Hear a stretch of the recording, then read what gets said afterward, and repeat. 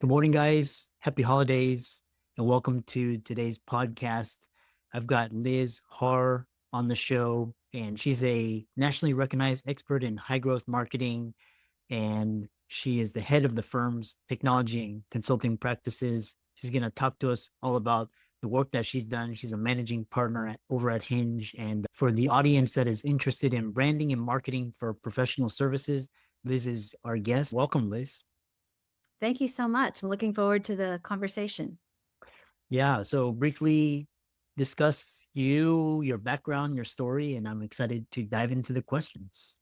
Yeah, absolutely. Thank you. I have a very non-traditional path to marketing, if you will. So yes, the firm I lead is a marketing and branding agency, and we work with professional services experts and the practices or the firms they lead.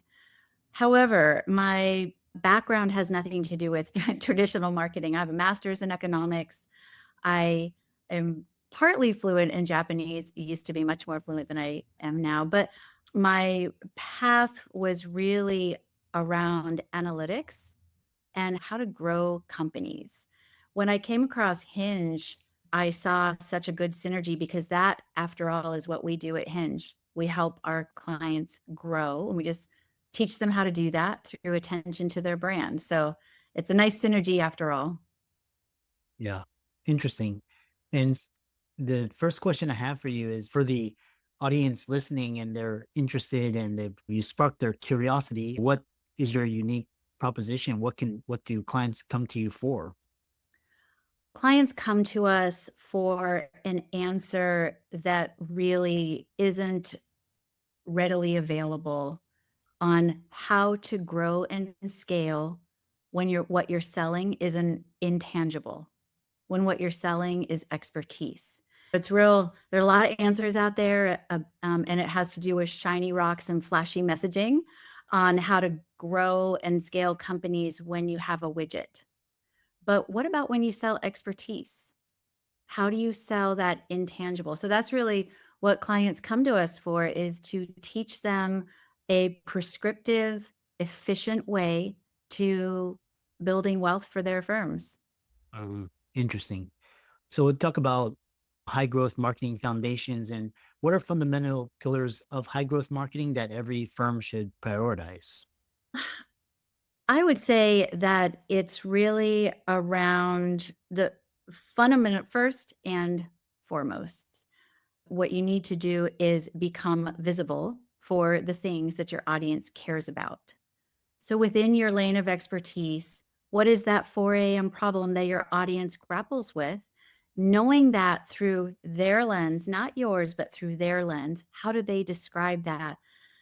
And then figuring out where you're relevant in that picture. That's really the first thing. I wouldn't spend a penny on marketing. I wouldn't spend a single brain cell on my strategy until I made sure I knew that. And I say that because most firms and most experts, they think they know that. They convince themselves they know that without taking the time to actually pressure test what they think they know. So that's really the first pillar, is understanding what your audience cares about and building visibility for your expertise that has a direct relevance to that. And my follow-up question, my next question for you is expertise into visibility. And can you discuss the journey from being an expert in a field to becoming a visible expert? What is the most critical steps or mindsets in this transformation? Yeah, I love talking about this. It's something that we came upon, speaking of uncovering answers where there wasn't previously an answer. We've been doing research on professional services for a couple decades. What gets traction, what grows. And we discovered 5 or so years ago that there was something that certain builders of wealth were doing.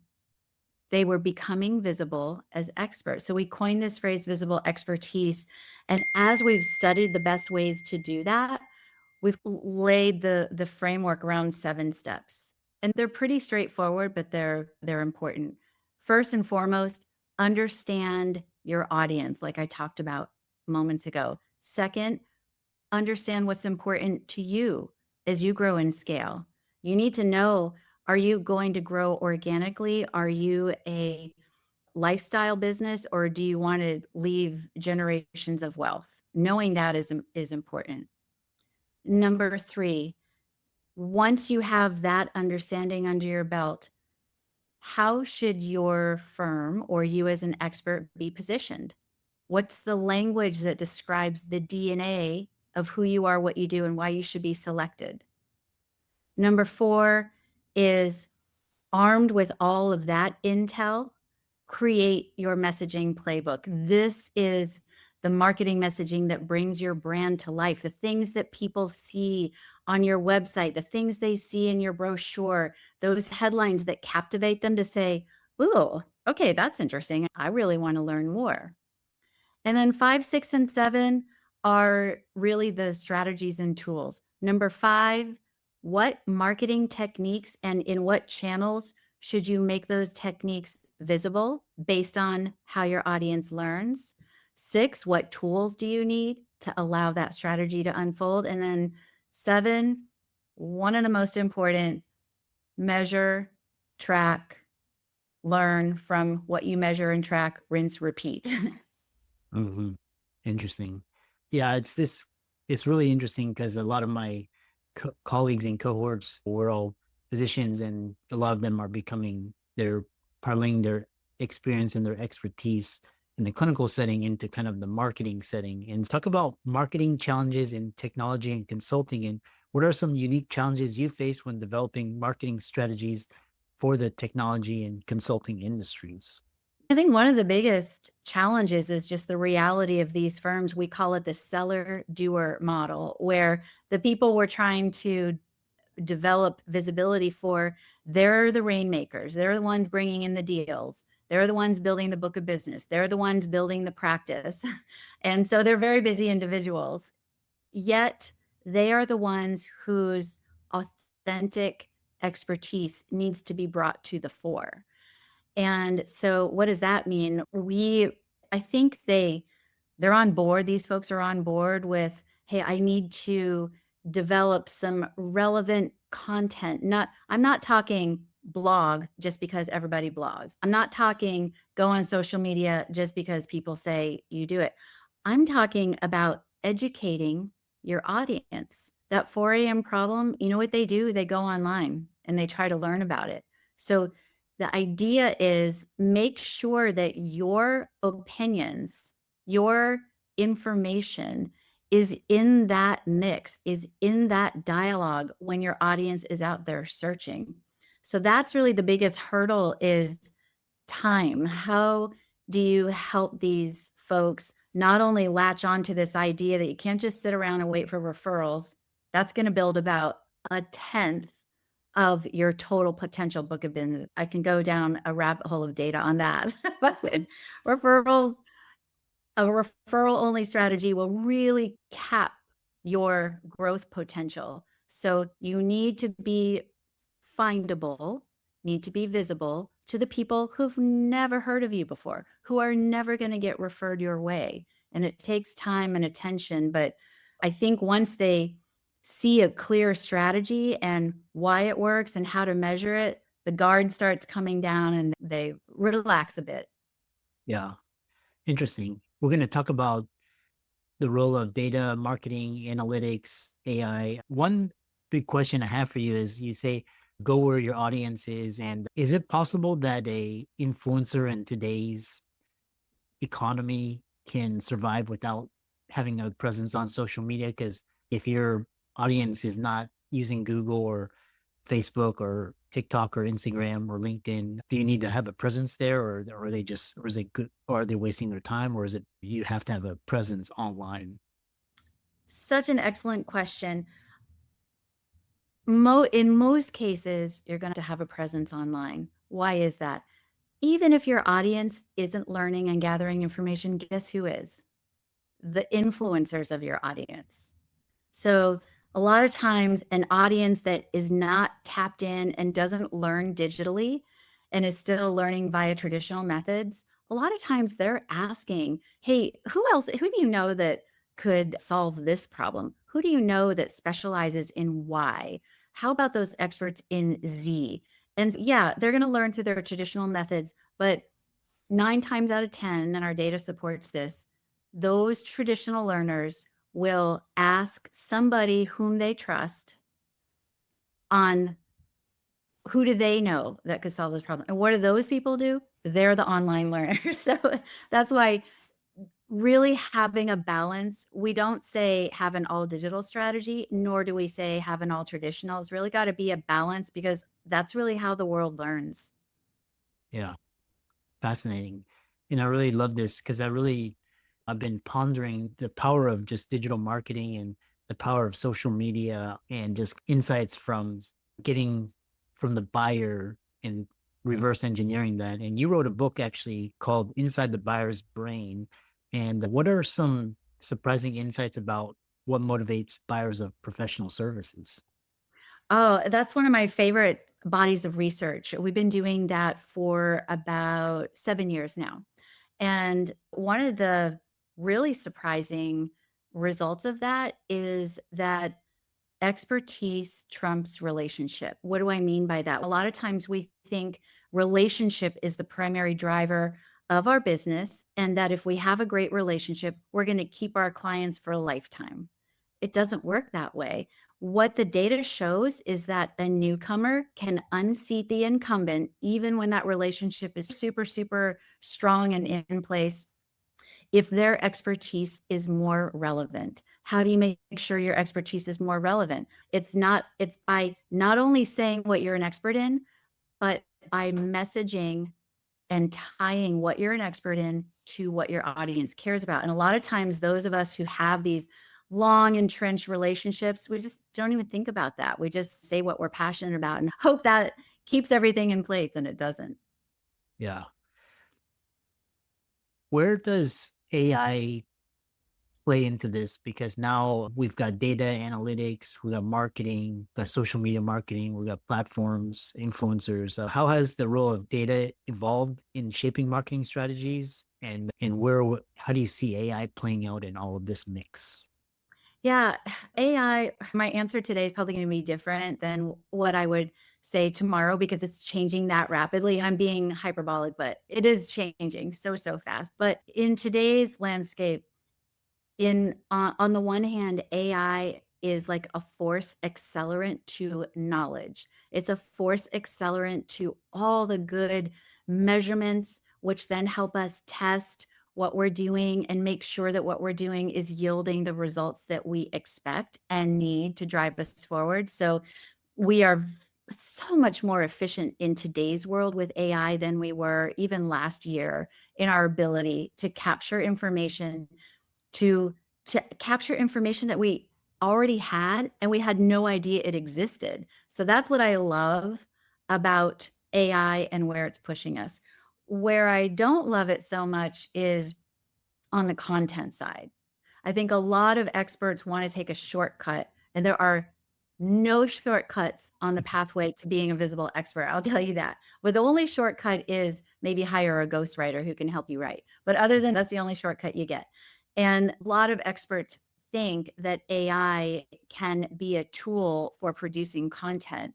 And most of us are quite aware that AI really is only as intelligent as we've told it to be. It therefore does not have your unique perspective. It doesn't have your latest and greatest. It doesn't have any evolved thinking really on what you are an expert in. It can only regurgitate what it's been told. So that's really the caution. I don't know, for some reason, I still see so much AI generated content out there, and you're just adding to the noise. So you're wasting your time if you're doing that. I really love what you said is AI is a force multiplier. So if you put out junk, you're going to get more junk. But if you actually talk about, if you're very strategic with who your audience is and use it to brainstorm new things and put things together in new and different and creative ways for your audience, that can be a huge force multiplier, especially with viral shorts and reels and all of that. The really fascinating. One thing is you have this, whereas with the rapid evolution of online marketing, what future trends should people be on the lookout for in 2025 and beyond? And what tips can you share for content creations? Yeah, this is a topic that's near and dear to my heart because one of the things that I keep hearing, speaking of AI, is that SEO is dead and that you therefore don't even have to worry about content. It doesn't matter anyway. You're never going to get found because AI is producing. When you do a search now, the first thing that comes up is the AI generated definition or answer. But what people don't realize is number one, SEO is most certainly not dead. And if you look to the right of any of those AI generated responses, there is a box that says source content. If you are producing well written, highly informative, with a unique perspective thought leadership, with well researched keywords that your audience is actually using and that you actually have a chance of ranking for, guess what? You can be found in, or you can be listed in that source box. So that's everything because you're right up there with the AI definition. The other tip I would have is I like to think of having a content model. I have this Venn diagram in my head, and on the left, in the left sphere, is your lane of expertise. Where can you truly lay a stake in the ground around you as an expert? The other sphere is like we talked earlier. What does your audience care about? What are they grappling with? The intersection of those two is like this magic recipe for what you should be producing content around, where you should be speaking, where you should be networking. Speaking, publishing, and networking is everything when it comes to this, building this visibility that we've been talking about. Yeah. Yeah, really, on the same lines, because I actually was in the camp that SEO was dead until ChatGPT came out and basically AI and analytics, because now that's a lot more powerful. Where do you see blogging? Because everybody's saying, don't blog, start a newsletter. What are your thoughts? I think blog content absolutely has a place in the world.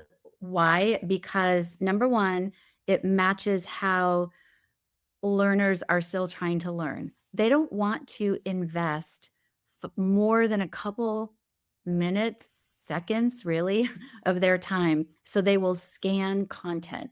When they hear the word newsletter, we haven't yet convinced audiences that newsletters are nothing more than a promotional look at me, I have a new office here, and we did a new logo and it's purple. A lot of times, so blog has the connotation with audiences still that, okay, this is an article. And if I've found it, then chances are it's going to have some valuable content. Let me scan.